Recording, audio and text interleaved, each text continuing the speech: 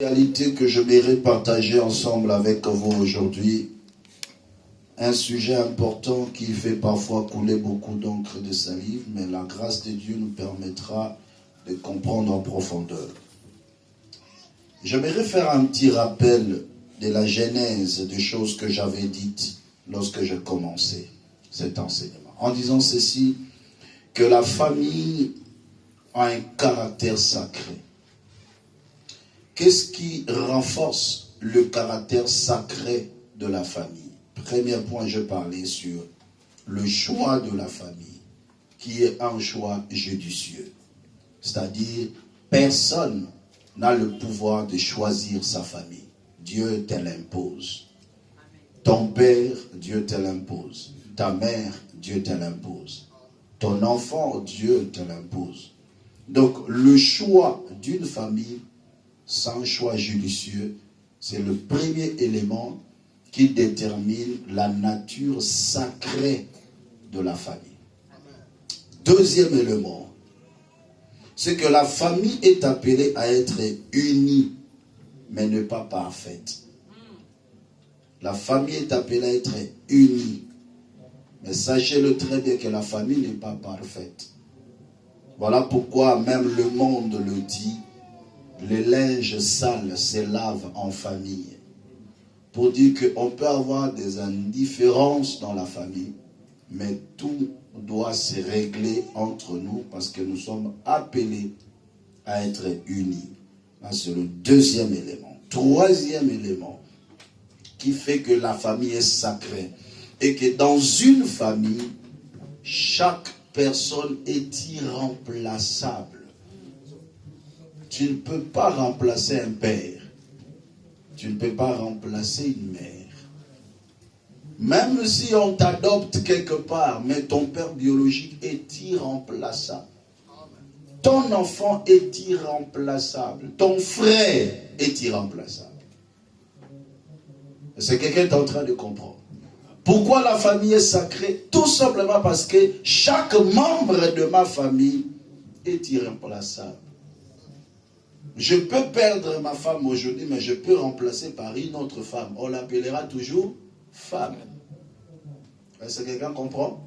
Mais ton père ou ta mère, j'ai perdu ma mère, je n'ai jamais eu de mère biologique. Est-ce que quelqu'un comprend? Je n'aurai jamais dans ma vie une mère biologique. Et ça fait aujourd'hui pratiquement 39 ans qu'elle n'existe plus. Donc je n'ai jamais eu de mère. Mais je profite au moins de la chaleur de chaque maman que je rencontre sur mon chemin. Alléluia. Mais la mère biologique, je ne l'aurai jamais. Voilà pourquoi il est important de comprendre la nature sacrée de la famille. Quatrième élément. Dieu ordonne à toute personne de prendre soin de sa famille. Quatrième élément qui atteste la nature sacrée de la famille, c'est parce que Dieu oblige à toute personne de prendre soin de sa famille.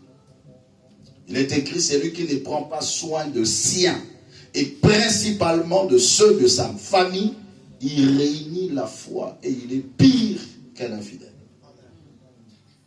Important de savoir. Et le cinquième élément important est que la famille est semblable à un arbre où chaque branche peut prendre sa direction, mais tous se sont nourris par le racine. Et par la racine pivotante qui est la racine principale. Et cette racine est l'image du sang. Nous avons plusieurs branches qui peuvent prendre plusieurs directions. C'est-à-dire, dans une famille, nous sommes comme des branches. Chacun a son caractère, chacun prend sa direction. Mais ce qui nous unit tous et qui fait notre force, c'est la racine. C'est le sang. Ce qui nous unit est plus fort que nous-mêmes. Le sang que ton frère porte, que ta soeur porte, c'est ton sang.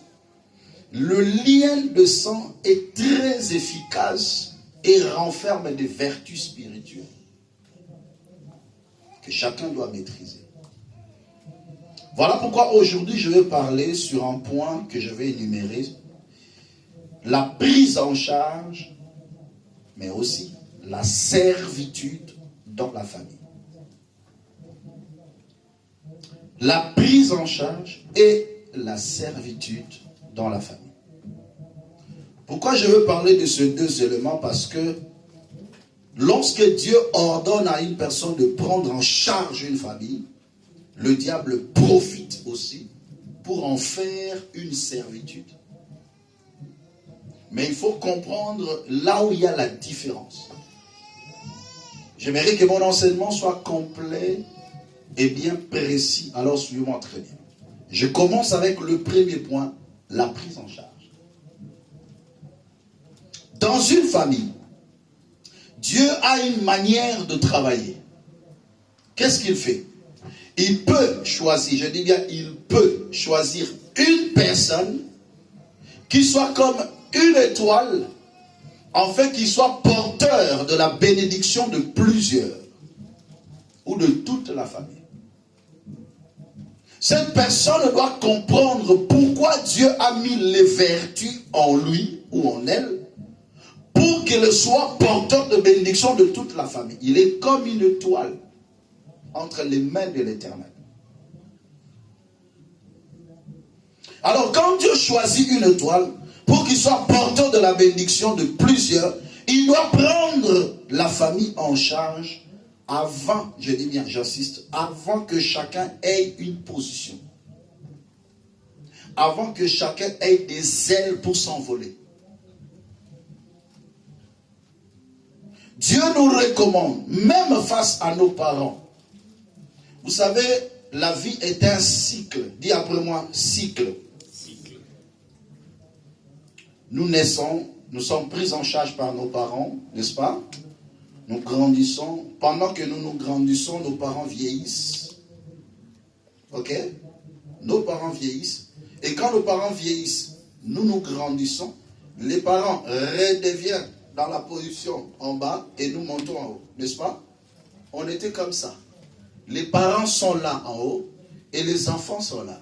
Et ce sont les parents qui prennent les enfants en charge. Plus on évolue, la tendance tourne.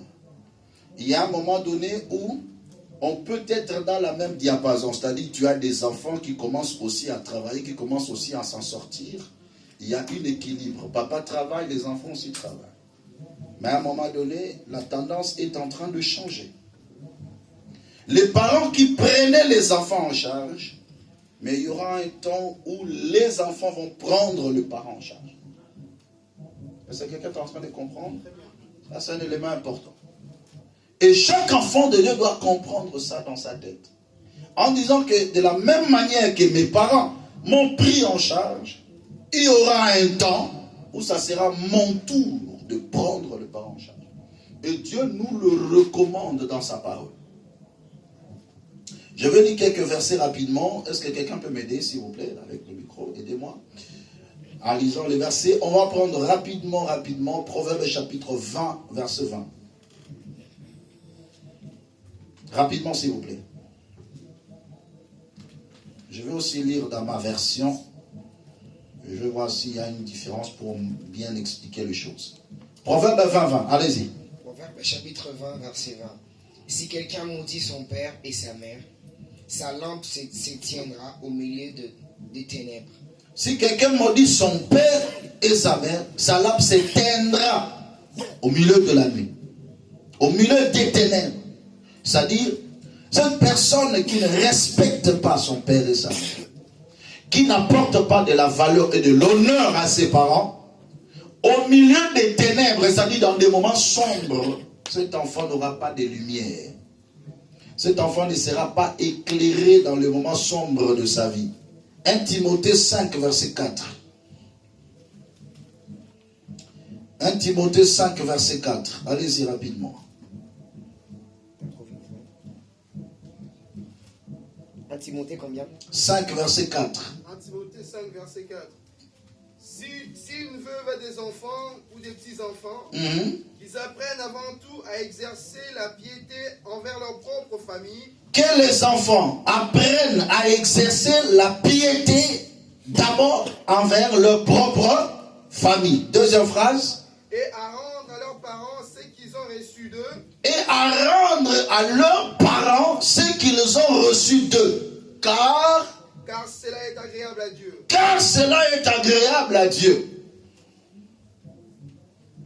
Lorsque ton père, ta mère a souffert pour toi, t'a pris en charge, il y aura un temps où tu dois faire pareil. Les enfants doivent exercer la piété d'abord envers leur propre famille, la prise en charge de la famille, et à rendre à leurs parents ce qu'ils ont reçu d'eux. Y a-t-il quelqu'un qui reconnaît avoir reçu de ses parents quelque chose?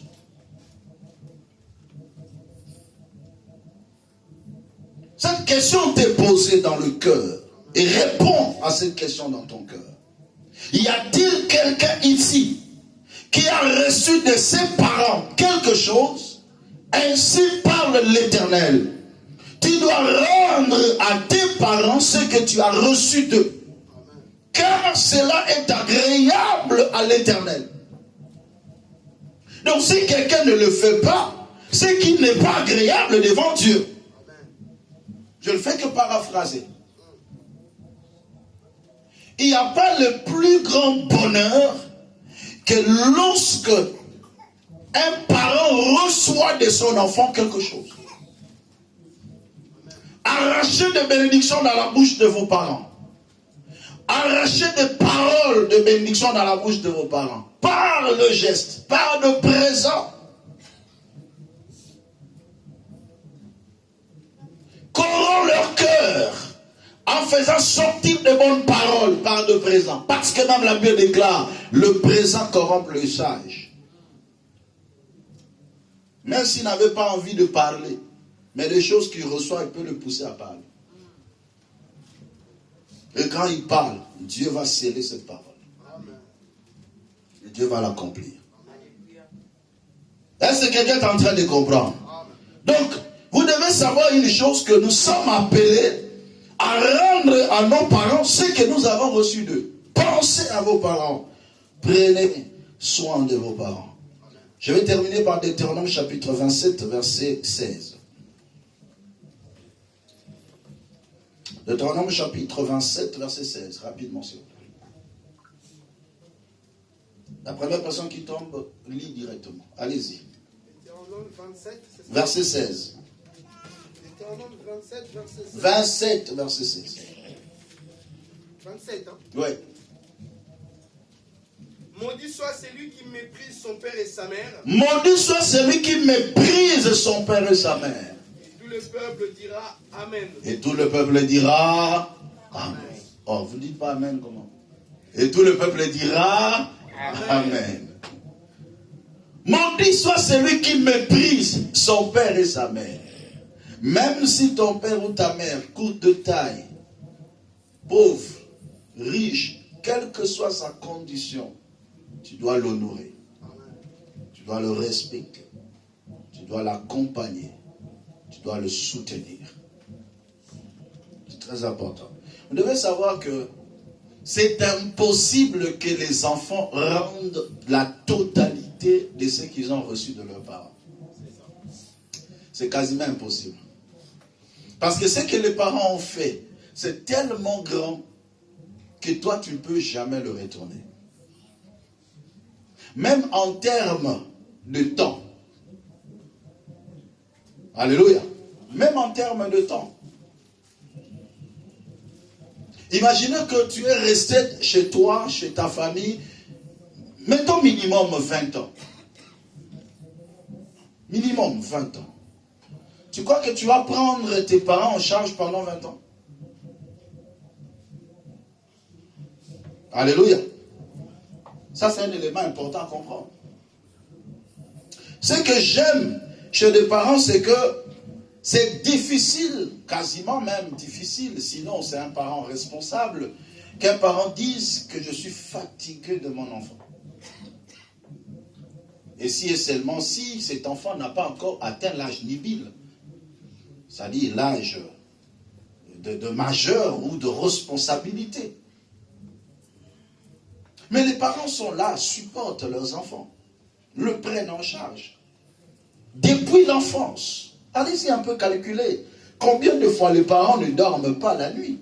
Combien de fois les parents doivent examiner, dénicher, pour comprendre le sentiment de l'enfant pendant qu'il pleure? Combien de fois les parents ont couru à l'hôpital pour sauver ta vie? Combien de fois les parents ont souffert? Parfois les parents sont là en train de réfléchir, qu'est-ce que cet enfant va manger?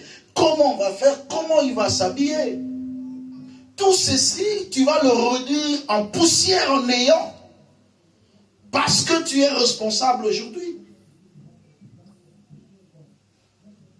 Il est temps que chacun de nous réalise. Parce que cela cache des grandes bénédictions. J'ai bien voulu commencer d'abord par les parents avant de parler d'autres personnes. Parce que d'ailleurs, si tu es incapable de prendre la responsabilité sur tes parents, à combien plus forte raison sur d'autres personnes qui sont plus vulnérables. Si Dieu t'a béni, tu dois comprendre que cette bénédiction doit être aussi profitable pour ta famille. Mais lorsque le diable bénit une personne, c'est sa famille qui ne peut jamais profiter de cette bénédiction. Ça, c'est le contraire de ce que le diable fait. La plupart des gens qui ont reçu de richesses auprès du diable, le diable les interdit de soutenir leur famille. Parce qu'ils savent que s'ils le font, ils accomplissent la parole de Dieu. Nous avons notre frère qui a beaucoup d'argent, mais il ne nous aide pas. Il faut comprendre. Tu n'as pas besoin de te poser tant de questions. Il faut comprendre directement. Il veut parfois vous préserver.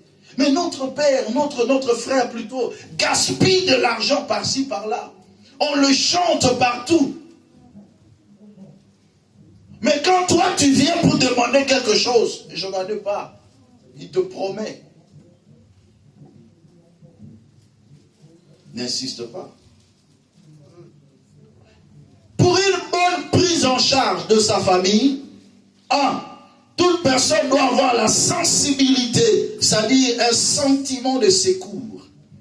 Tu ne peux pas secourir ton frère et ta soeur si tu n'es pas sensible dans le cœur.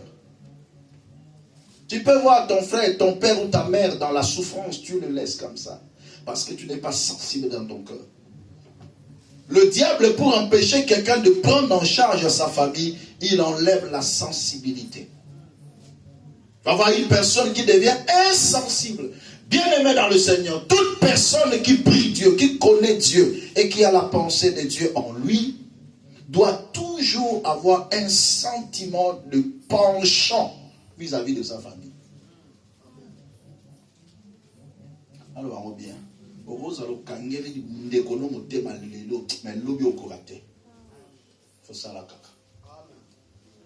Parce que il y a cette sensibilité-là dans ton cœur. 1 Timothée chapitre 5 verset 8, bon, vous connaissez déjà, mais je vais prendre plutôt Néhémie. Néhémie chapitre 1. Verset 4. Néhémie chapitre 1, le verset 4. Lorsque j'entendis ces choses, je m'assis, je pleurais et je fus plusieurs jours dans la désolation. Je jeûnais et je priais devant le Dieu des cieux. Le verset 5. Oui. Et je dis, ô Éternel, Dieu des cieux, Dieu grand et redoutable, toi qui gardes ton alliance et qui fais miséricorde à ceux qui t'aiment et qui observent tes commandements. Le verset 6. Attendez, reprends-moi le verset 4. Le verset 4. Lorsque j'entendis ces choses... Qu'est-ce qu'il a entendu? Il a entendu parce que lui, il était quelque part. C'est Néhémie qui parle. Et il a entendu que Jérusalem était en ruine. Il y avait la désolation. Mais la Bible déclare, lorsque j'ai entendu ces choses, la sensibilité. Qu'est-ce qui s'est passé? Je m'assis. Je pleurais. Et je fus plusieurs jours dans la désolation. Il était affecté dans sa sensibilité parce qu'il a appris la nouvelle de la désolation de sa famille. Chapitre 2, versets 1 à 5. Qu'est-ce qu'il fait maintenant? Il prend les initiatives pour aller rebâtir, pour aller relever les défis de sa famille. Allez-y. Chapitre 2, versets 1 à 5. Et je répondis au roi, si le roi trouve bon, et si ton serviteur lui est agréable, envoie-moi à Juda, vers la ville des sépulcres de mes pères, pour que je la rebâtisse. Jusqu'à 5. Oui, c'est le verset 5. 1 à 5.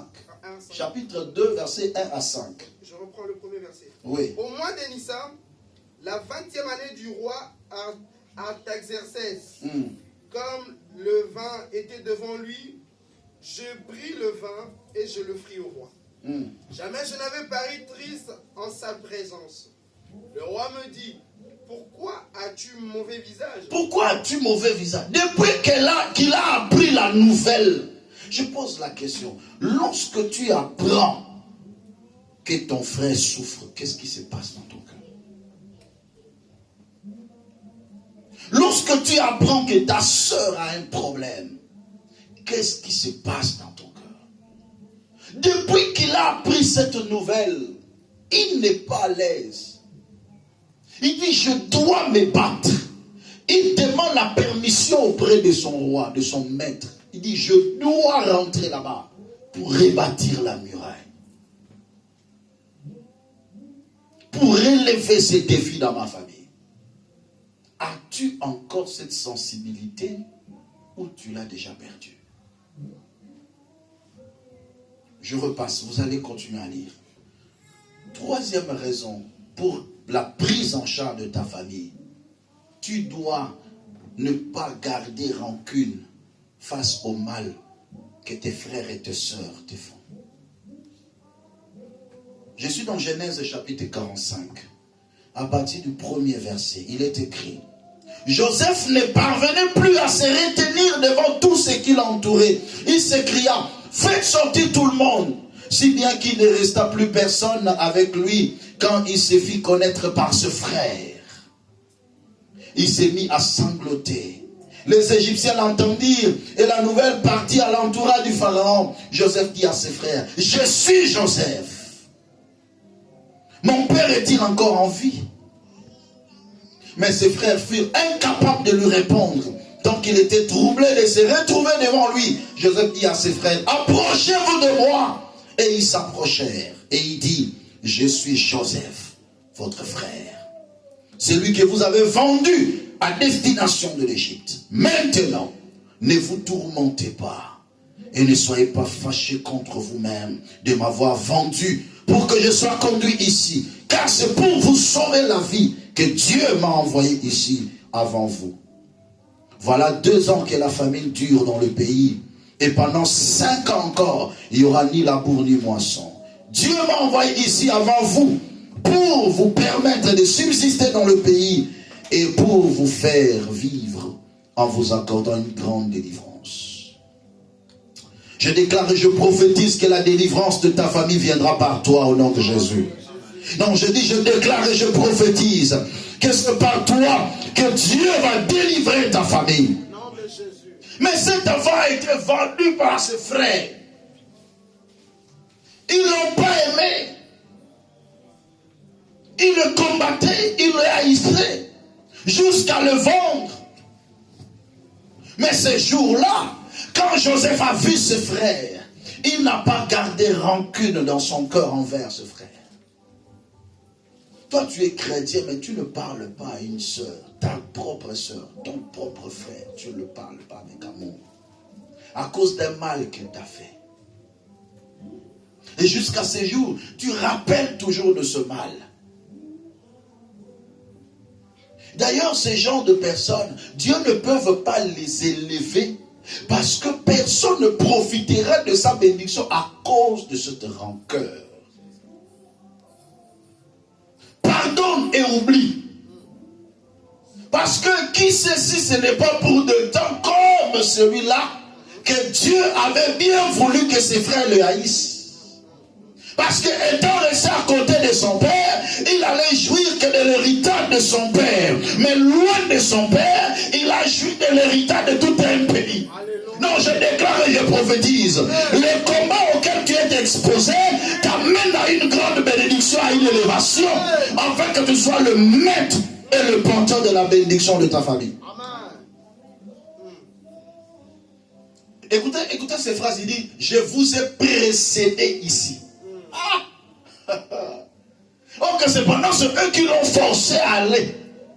Mais lui dit, c'est Dieu qui a permis que je vous précède. Car Dieu savait que vous devez venir ici pour que je vous nourrisse. Voilà pourquoi il a dit, allez dire à Israël, mon Père, de venir, je le nourrirai ici. Il dit, je le nourrirai, la prise en charge de la famille. Et lorsque ses frères sont venus, il a bâti une petite ville, une très belle ville appelée Goshen. Et il a placé sa famille. Il a mis sa famille dans de très bonnes conditions. Je pose la question, quand Dieu te lèvera, mettras-tu ta famille dans de très bonnes conditions? Est-ce que ta mère sera dans de très bonnes conditions? Est-ce que ton père sera dans de très bonnes conditions? Est-ce que tes frères et sœurs seront dans de très bonnes conditions quand Dieu te lèvera? Ou tu vas commencer à te souvenir. En 2017, tu m'avais fait ceci.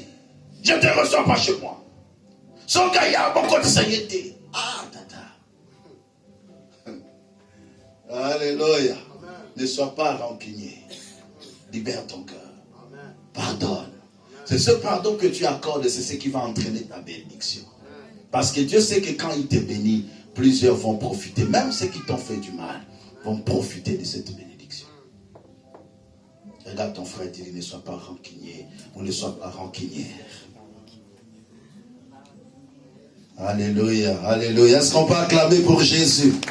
Non, vérifie que tu acclames pour Jésus. Ah, j'aime Dieu, j'aime Dieu. Alléluia. Laissez-moi maintenant parler sur la servitude. C'est quoi la servitude?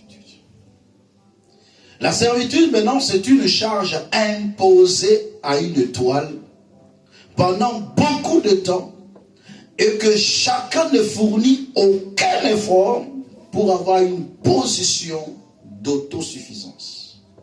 Vous suivez très bien. La servitude, c'est une prise en charge imposée. Parce que là maintenant, c'est le diable maintenant qui entre en jeu. Tellement que tu as un bon cœur. Tellement que tu as la pensée de la prise en charge. Le diable maintenant vient pour entrer en jeu. Pour profiter maintenant de cette facilité de prise en charge et que ça devienne un moment de la destruction. Comment le diable peut s'y prendre? Sûrement très bien. Ici, l'enjeu, c'est quoi? L'enjeu est que le porteur de la bénédiction ne puisse pas s'épanouir lui-même et que la charge lui déborde. En fin de compte, qui tombe. En fin de compte, qui ne s'en sort plus. Et que tout le monde reste dans la même dimension. Et en cela, le diable maintenant vient travailler sur l'attitude, sur le sentiment de l'étoile ou de porteur de bénédiction. Comment ça se passe? Suivant très bien. La première des choses, vous voyez, quand on parlait de la prise en charge, on avait dit il faut avoir un sentiment, la sensibilité, ok? La capacité d'éprouver les émotions ou les sentiments, c'est ça la sensibilité. Je vois mon frère dans une souffrance, je me dis je dois l'aider. Ça c'est bien. Maintenant le diable va faire quoi? Le diable va seulement amplifier ce côté-là. on mettra maintenant en toi ce qu'on appelle un sentiment diabolique. C'est-à-dire tu auras une sensibilité plus excessive, mais orientée vers la naïveté. Mais je vais en revenir. Pourquoi je le dis? Parce qu'il y a d'autres personnes qui ne vont pas faire des efforts, mais qui vont commencer à te gratter, qui vont commencer à te dépouiller expressément. Il y a des genres de personnes comme ça dans les familles, qui ne font rien, mais qui sont capables de faire beaucoup. Lokola yaya na biso azaka na mbongo ngana osasuni yaya mwana beli yaya nazana na mbongo ofutanda te yaya mais entre-temps il a des capacités, il peut aussi travailler et se prendre en charge. Est-ce que quelqu'un est en train de comprendre ça? Mais maintenant il y a des éléments importants qu'il faut prêter attention pour comprendre ces choses. Comment les dénicher? Suivez-moi bien. Éviter d'encourager le mal, c'est-à-dire prendre en charge ceux qui sont capables de se prendre en charge, mais qui ne le font pas.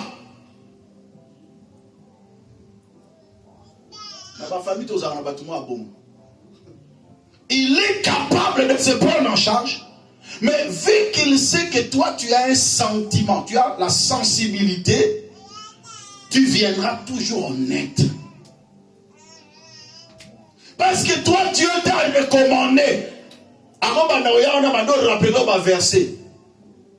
Et vous-même qui priez, qu'est-ce que Dieu avait dit? Celui qui ne prend pas soin de ses siens, il renie la foi. Là il est là au téléphone, il te rappelle des versets bibliques. Mais en réalité, c'est une manœuvre de l'ennemi. Le diable lui impose cette attitude afin de bloquer la personne qui avait le moyen d'aider la famille d'une manière sélective. Voilà pourquoi lorsque tu fais la prise en charge, tu dois être capable de faire une prise en charge sélective pour ne pas tomber dans la servitude. C'est-à-dire quoi? Il y a certaines choses. Vous savez, parfois on se retrouve ici, on est en Europe. Tous ceux qui sont en Afrique, il y a des prélèvements automatiques en Afrique. Il y a des virements spontanés, réguliers. Alléluia. Qu'on ne peut jamais s'en passer. Mais il y a d'autres personnes qui vont aller même à mentir sur un problème. Alléluia. À mentir même.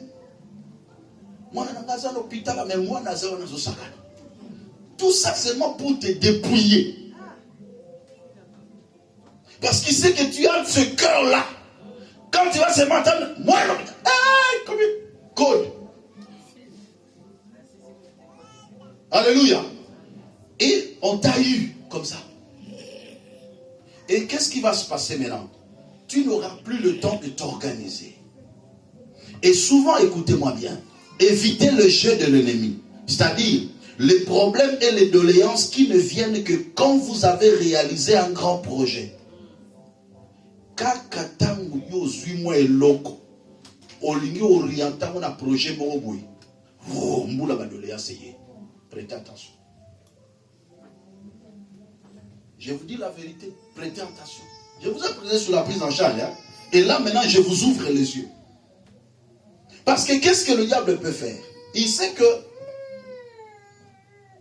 nous évoluons d'une manière évolutive et par graduation. C'est-à-dire, ezama pas le lot le bango, ezama pas le lot oyo fanika oyo 100 000 euros ou kolelio. Tout est malem. Est-ce que quelqu'un comprend? On évolue petit à petit. Tu peux gagner quelque chose, tu dis que non, je vais investir ça. Pendant que toi tu dis que je garde un peu ça pour investir, doléance et yelio koleka mbongo yoba ki na tie pour investir. Pour na nika doléance on a yé na moment wana. Tu dois avoir le discernement. Et tu vas comprendre qu'à chaque fois que parfois tu touches seulement une prime, il y a un problème qui arrive. Fais un peu de recul. Examine un peu. Parfois tu dis, je vais épargner ça pour faire un projet. Mais tu sens que quelque chose, tu as un poids sur toi. Et entre-temps, le diable maintenant vient avec ses sentiments diaboliques en toi. Tu dois le faire. Même en dessous, il y a l'ukuta. Et quand tu vas faire, tu reprends maintenant le cycle à zéro. Et la même chose se répète. Qu'est-ce qui va se passer? Toi-même, tu ne t'épanouis pas. Et plus tard, tu ne sauras plus rien faire. Quels sont les remèdes maintenant à prendre? Dis, pasteur, remède, c'est quoi? Il faut promouvoir les autres si les moyens sont là pour une auto-prise en charge. Une personne qui veut faire une bonne prise en charge doit être capable de promouvoir les autres. C'est-à-dire quoi?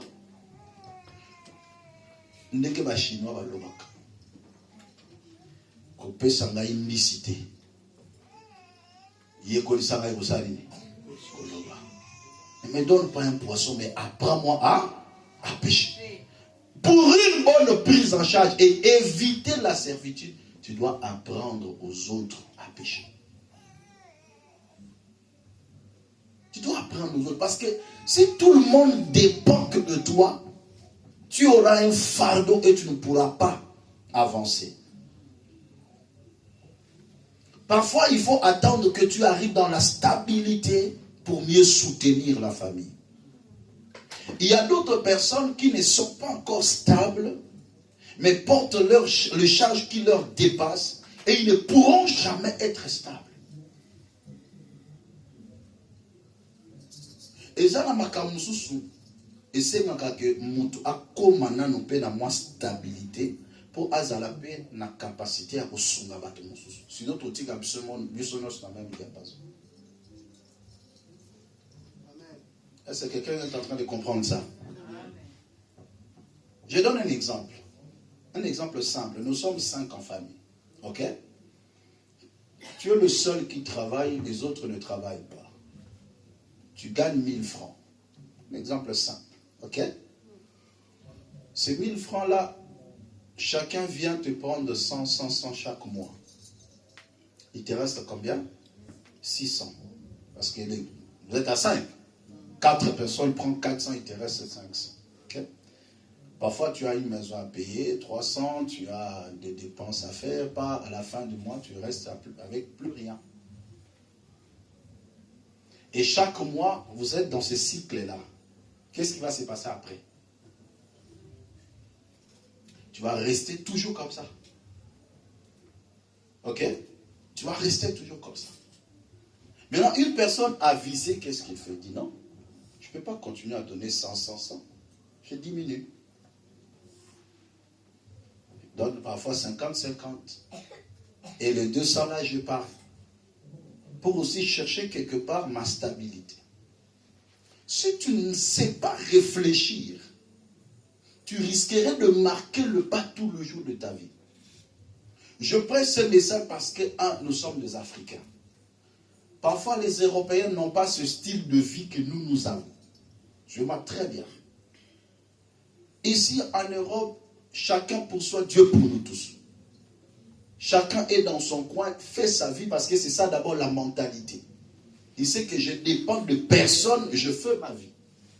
Mais nous, les Africains, nous avons déjà cette mentalité-là quand une personne, Yaya, Lekinanga, Azui, Nasalani, Nadiemela. On a déjà cette mentalité-là. Et si nous ne corrigeons pas certaines choses, nous risquerons tous d'être dans la même diapason et dans le même niveau. On ne parlera jamais de personnes qui sont grandement bénies et riches. Et en tant que de chrétiens, nous devons enseigner ces choses pour prévenir les enfants de Dieu.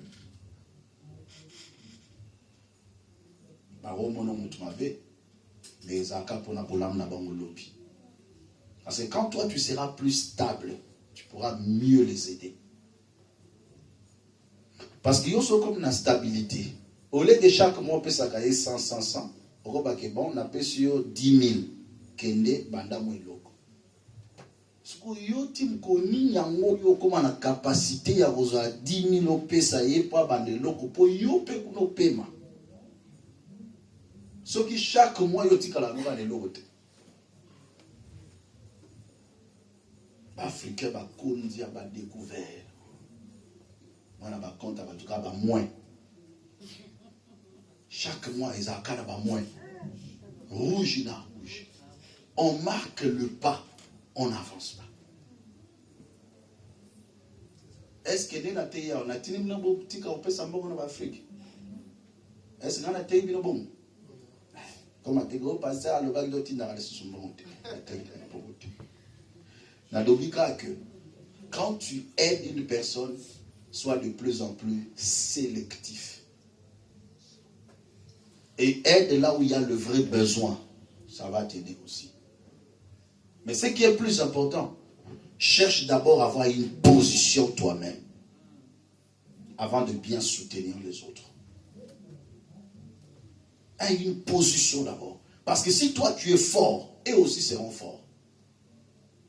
Mais si eux t'affaiblissent, alors vous tous vous devenez faibles.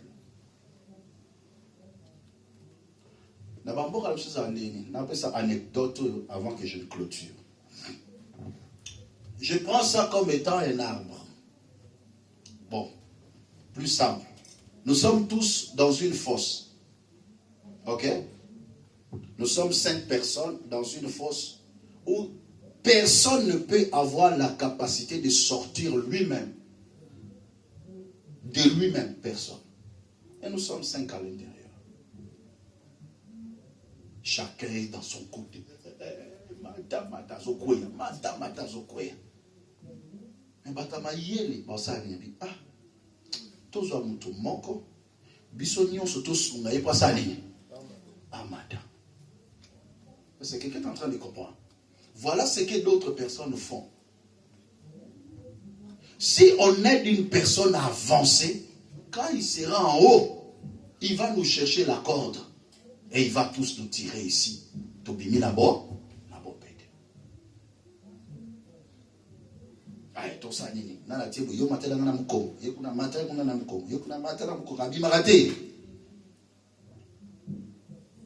Mais chez nous, quoi? On attend que chacun se batte jusqu'à ce que nous tous, nous resterons comme ça dans la fosse et personne ne va sortir.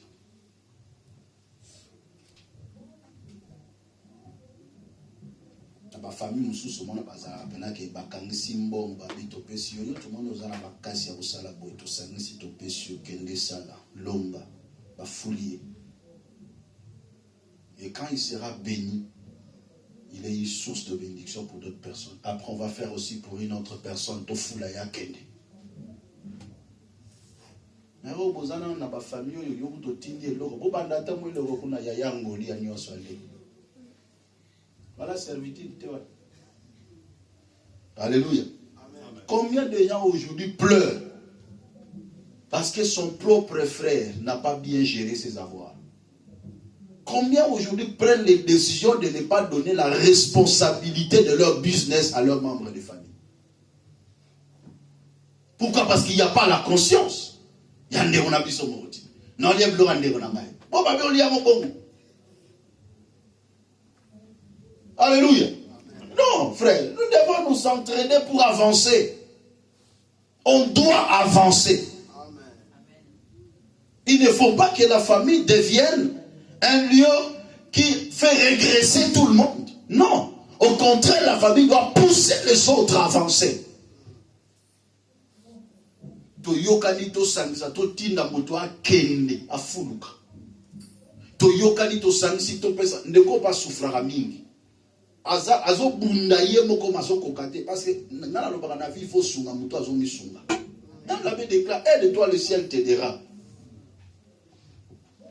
Mais une personne qui ne veut pas s'aider lui-même, papa, il le fait parfois sciemment. On connaît ce genre de personnes dans des familles, on connaît. Qui ne fait absolument rien, qui refuse de faire quelque chose pour qu'ils soient à la charge d'autres personnes. Même l'apôtre Paul l'a dit. Nous appelons ces gens-là qui ne veulent pas travailler, à travailler, à manger paisiblement leur propre pain. Sunga mutu aza komi sunga. Amen. Ouais, azo mi sunga te, azo conscience. Parce que la Bible déclare, on donnera à celui qui a, pour qu'il soit dans l'abondance. À celui qui n'a pas, on notera même ce qu'il pense avoir. Dans la nuit, tu n'as d'autres pas beau. Alléluia. Amen. Est-ce que quelqu'un a compris l'enseignement? Amen. C'est très important, c'est un enseignement de base pour la famille. Même si en Europe, ici, c'est très important. Cherche à te battre, à relever la tête, à vivre l'autosuffisance. C'est important. Ne sois pas à la charge d'une autre personne. L'apôtre Paul a dit, quand j'étais chez vous, je n'étais à la charge de personne. Alléluia. Conscience. Et l'autre, on a fait Zagana Moutou na yo. En disant que je dois créer l'autosuffisance. C'est ce qui fait que l'Afrique n'évolue pas. Parce qu'on a toujours tendance à tendre la main en Europe. Ça m'appelle Samson, ça t'a Ibrahim Traoré na biso. Amen. Président Burkina Faso, à côté de Samouli Mouni, à l'état africain. Parce que c'est la seule personne qui a compris les choses. Qui a compris qu'on peut se développer même sans l'Europe. On peut se développer. Cette politique-là de la main tendue n'apporte jamais la prospérité. Parce qu'il y a plus de bonheur de donner qu'à recevoir. La main qui reçoit est toujours en bas par rapport à la main qui donne. Dans la vie, sois une personne qui donne aux autres. Ne sois pas une personne qui reçoit toujours des gens. Non. Prends cette décision dans ta vie. Dis, dans ma vie, je donnerai toujours aux autres. Lobati. Dans ma vie, je donnerai toujours aux autres. Regarde ton frère, ta soeur, dis-lui, moi, je vais te donner. Dis-lui, moi, je vais te donner. Ah. Ne sois pas seulement celui qui reçoit. Toi, tu crois que la bénédiction, c'est quand tu reçois. Non, la bénédiction, c'est quand toi, tu donnes. Parce que la Bible déclare, tel qui donne libéralement devient plus riche. Mais celui qui épargne à l'excès ne fait que s'appauvrir. Sois de ceux qui donnent. Parce que quand tu donnes, tu utilises l'étoile de la personne qui reçoit ta bénédiction. C'est la loi de Sadaka. Na pesio na salé étoile na yo. Tant yo le merci. On nimi étoile na yo que ne sale langai. Voilà. La loi du merci, c'est important. Un jour, je vous en parlerai. Si tu vois les bailleurs de fonds dans ce monde ne font que prospérer, ils utilisent cette loi. Oh, on a vu en Afrique 10 millions ou 400 millions de quoi. Mais ce sont des personnes qui l'ont donné. Et toute personne bénéficiaire de cette somme, d'une manière ou d'une autre, son étoile travaille pour eux. C'était ça le secret de la richesse même de Job. Quand je donnerai à l'indigent, la bénédiction du malheureux venait sur moi. Ah, donc même un malheureux a une bénédiction en lui. Toute personne qui est sur la terre a une bénédiction en lui. Quand tu lui donnes, tu prends sa bénédiction.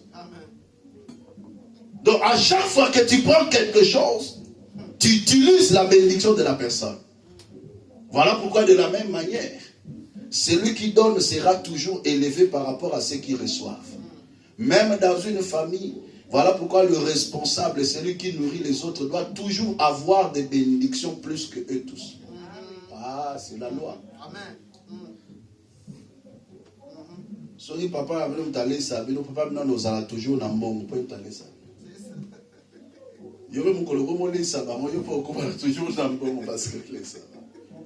Alléluia. C'est un principe. C'est un principe. Mais pour y taper ça, toi, l'ambino y'a honte pas molsé. Et même à quel boss. De la même manière aussi, quand tu donnes à Dieu, tu utilises la bénédiction de Dieu sur toi. Alléluia. Tu appelles la bénédiction de Dieu sur ta vie. À chaque fois que tu donnes à Dieu, si même tu donnes aux hommes, la bénédiction des hommes t'enrichit. À combien plus forte raison quand tu donneras à Dieu, sa bénédiction de Dieu reposera sur toi.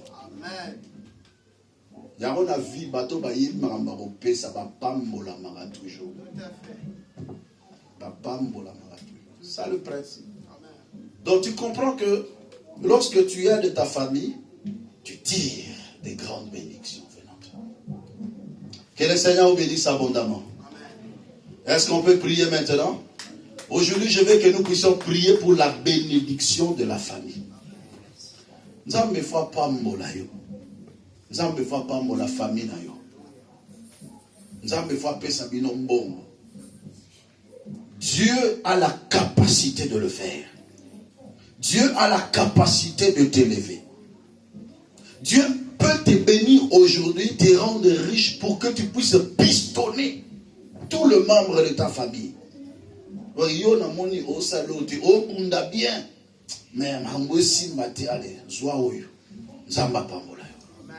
Et la personne commence un business et la personne s'épanouit. Ah, il restera toujours reconnaissant. La gloire revient à Dieu. Et lui aussi de son côté fera de même aussi pour d'autres personnes.